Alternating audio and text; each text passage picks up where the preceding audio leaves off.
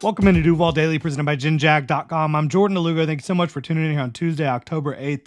Second show of the day for y'all. Jaguars, can they actually turn their season around? They're 1-4, coming off a big win over the Colts, a game I expected them to win against a team that was banged up, a defense and Gus Bradley's cover 3 defense that the Jaguars have torched over the years with Doug Peterson at the helm and Trevor Lawrence throwing the football. Trevor Lawrence had a career day. Coming off that win, though, again, in which the offense did the job against the Colts, the defense did not. Like, looking at their upcoming schedule, looking at what's going on in Jacksonville with this football team right now, can they actually turn this thing around and get competitive in 2024? That's what we're going to talk about here today. Really appreciate y'all tuning in. If you enjoyed the content, please like, subscribe, hit that notification bell. You can also check out GinJag.com/shop, pick up some new Duval gear, become a channel member here on YouTube. Really appreciate y'all's support. So, the Jaguars' next 2 games are in London. Jags won both of their games in London last year. Helped get that season going back in the right direction. Like, vibes were not high when the Jaguars went to London to face the Falcons and the Bills, and they came away with 2 wins. It's interesting here with this one, and we'll do a full preview of Jaguars versus Bears in London and get into that and predictions and all that. Not going to predict who's going to win that game right now. I am leaning towards the Bears, I'll tell you that, though. The advantage the Jaguars could have in London is experience. They have a lot of experience playing in London. Most of this football team does. They've done it for a while. The coaches know how to handle it. Even though Ryan Nielsen was not on staff in Jacksonville last year, he did coach the Atlanta Falcons, who did a pretty good job defensively against the Jaguars in London. So he's been over there as well. This is not a new thing for this football team. Whereas on the other side of these matchups, you have the Chicago Bears, who rookie quarterback Caleb Williams, unbelievable talent. Again, we'll talk more about that later. But he is a rookie quarterback playing in London for the first time. Patriots, they're leaning towards potentially starting Drake May moving forward. So you could be facing 2 rookie quarterbacks in London. Is that favorable? Maybe it is. Maybe that's a silver lining for Jaguars fans. Maybe that is your opportunity. But I'll tell you what, it doesn't matter which quarterback you're playing if you play defense the way you played in the secondary on some of those drives last week. It doesn't matter who you're playing. And I'll tell you another thing. It's not going to be as easy to get Caleb Williams or Drake May to the ground as it was getting Joe Flacco to the ground. The Jaguars have struggled with mobile quarterbacks, and both of those guys have plenty of mobility. But 2 rookie quarterbacks playing in London, maybe you can rip off a couple wins. Let's just say you do that. Let's just say the Jaguars, they win those games, right? They get to 3-4. Being optimistic here. Is it possible they could win both of those games? Yeah. Will they be favored? Maybe. They might be. The Bears have a very good defense. Their offense is coming off a big game, so is the Jaguars' offense. But their offense has struggled at times. They have the talent at receiver. I mean, they have talent. Is their offensive coaching up to snuff? The defense is very good. And then the Patriots, they're a defensive team right now. The offense isn't super high-powered at this point. Let's say you get to 3-4. You go 2-0 in London. There's precedent for that. You're going against young quarterbacks. It could happen. You return home to face the Packers, and then you have Sunday Night Football at Philly. Then you have Minnesota and Jacksonville, and then you're at Detroit. I think you're lucky to win one of those games the way you're playing right now. But again, let's just say they handle business in London and they win one of those games, which I think they would be very lucky to win 2 games in London and 1 against these 2. I think that would be surprising to me. Philly, Detroit, Minnesota, Green Bay, these teams are all significantly better than the Jaguars right now. I think they're better coached. I think that they have more talent. Bottom line. But let's say you win one of those games against those 4 teams. You beat the Bears and the Patriots. You're 4-7.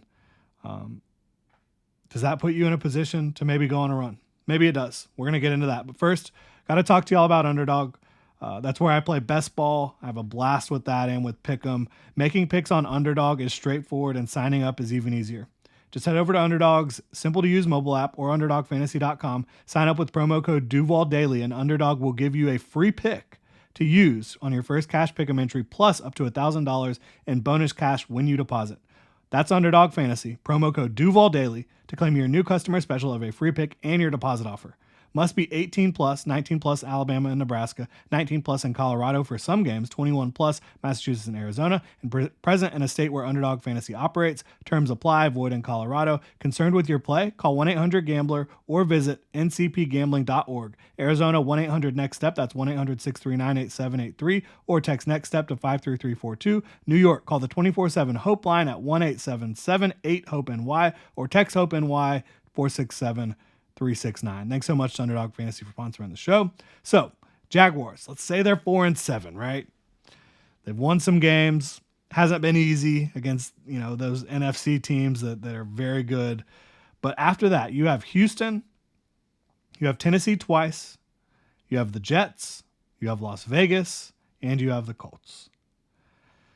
Could the Jaguars magically turn it on and win all those games, or win all but one to get to 10-7 or 9-8? Like, yeah, they could. Do I believe they will? No, I don't believe that they will at this point. I would expect them to probably go 2-2 in the division, 3-1 at best. Probably lose to the Jets and beat the Raiders. Puts them at 6-10 or 7-9. Or excuse me, that would put them at 7-10 or 8-9, right? 7-10 or 8-9. To make the playoffs, you're legitimately either going to have to win 2 or 3 against those NFC teams we talked about: Eagles, Packers, Vikings, Lions, and that's a tough task right there. Or if you're sitting there at 4-7, you're going to have to win all of the rest of your games or all but one. You're either going to have to go 6-0 down the stretch or 5-1. And again, 9-8 again, would that be acceptable? No, it would not be, in my opinion. But if you expect that to happen, if you expect the Jaguars to finish with a winning record, you are really sipping the teal Kool-Aid, like, without question. Like, is there precedent for it to happen? There is. There absolutely is precedent for it to happen. The Jaguars, in 2022, they won 6 straight games, including the playoff win over the Chargers. They won 6 of 7 to get there. In 2023, they won 7 of 8 at one point during the season. So yeah, there's precedent for Doug Peterson's Jaguars to go on a run. And the problem really isn't that I don't think that they can play playoff quality football, because I think they can. I've said that I think this is a playoff team. I don't think it's a team that could win a game in the playoffs the way they're playing right now, and the way I just kind of see the roster stacking up. At the beginning of the season, I expected them to make the playoffs as the 5 seed, 10-7, 11-6, something like that. I still think they could play that type of football. The problem is they're 1-4. The problem is they probably have to go 8-4 or 9-3 the rest of the way, and they haven't shown that they can play with the type of consistency that's going to require to achieve 8-4 or 9-3 the rest of the way. Like, they're living on a prayer right now. They absolutely are. Again, yes, there's precedent for it. Yes, there is talent on this football team. Yes, I believe in Trevor Lawrence. I think that the coaching offensively, Doug Peterson and Press Taylor have done a better job the last couple games. Will they be able to continue to do that against the Bears, the Patriots, 2 really good defenses? That's going to be a big test, even if they do. Getting to 3-4 is no guarantee with that 4-game stretch you have after London that you're going to be able to remain competitive and competitive enough to squeak into the playoffs. The good news for the Jaguars is the AFC does feel pretty wide open. I think Houston's going to win the division, but The Jaguars could very easily finish second in the division. And if they do that, maybe they'll give themselves a chance to make the playoffs. But I still think it's unacceptable the way this season has started. I think it's unacceptable the way last season ended. Combining those two things, you've lost 8 of your last 10?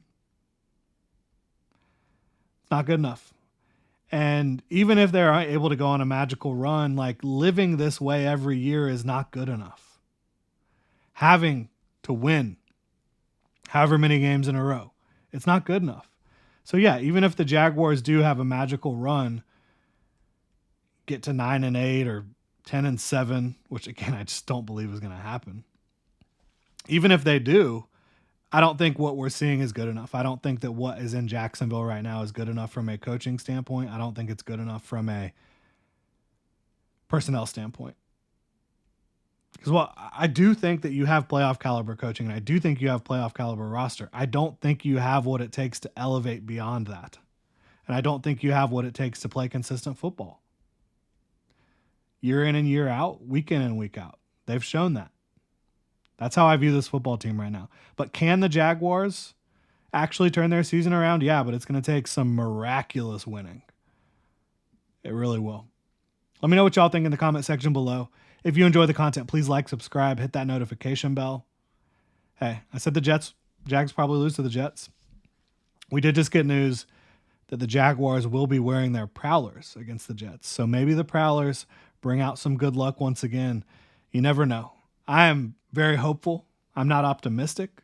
I hope Doug Peterson, Press Taylor, Trevor Lawrence, the rest of these guys, Ryan Nielsen, maybe the return of Tyson Campbell, Evan Ingram, these guys coming up in the next few weeks. Maybe it helps spark something special. But it's going to be tough sledding. Let me know what you think in the comment section below. If you enjoy the content, please like, subscribe, hit that notification bell. You can also check out genjag.com/shop, pick up some new Duval gear, become a channel member here on YouTube. Y'all have a good one.